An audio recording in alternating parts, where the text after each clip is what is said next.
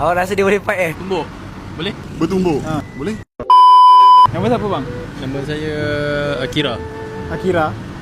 Okay. Sebagai orang Malaysia, abang boleh fight tak? Ha? Abang boleh fight? Boleh fight? Fight apa? Fight? Fight. Tumbuk. Boleh?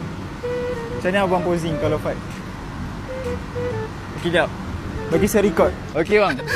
Sebagai orang Malaysia, abang boleh fight tak? Fight. Fight. Fight apa tu? Fight. Bertumbuk? Bertumbuk. Ha. Bertempur. Boleh? Okay.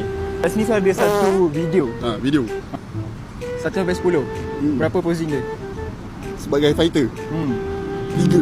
3. Sebab apa 10? Sebab apa? Sebab orang tak gaduh ke supaya mata. Takkan dia orang sebab Nanti kena tumbuk sakit. sakit. Sakit. Patah. Patah. Okay. So, macam mana pula kalau abang posing fight? Oh, kalau saya? Kalau abang. Okay, saya record boleh bang? Boleh. Boleh. Okay. Macam mana bang? Cari. Nama siapa? Jackson. Jackson. Abang boleh fight tak? Boleh. Boleh. Kat sini saya ada satu video. Saya nak abang rate 1 sampai 10. Okey.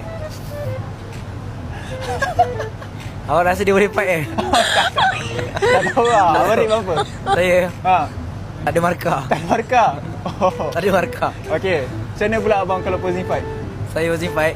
Nak tengok ah? Boleh? Bang. Okay. Baik, saya record boleh? Boleh. Wah. Mantap. Nama siapa bang?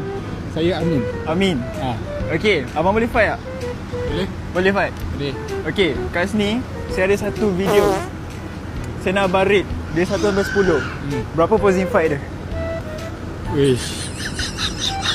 Ini negatif 2. Kedua. Kenapa? Barai tu. Barai sangat. Barai. Okay, kalau abang pula macam mana posing fight abang? Okey. Boleh saya record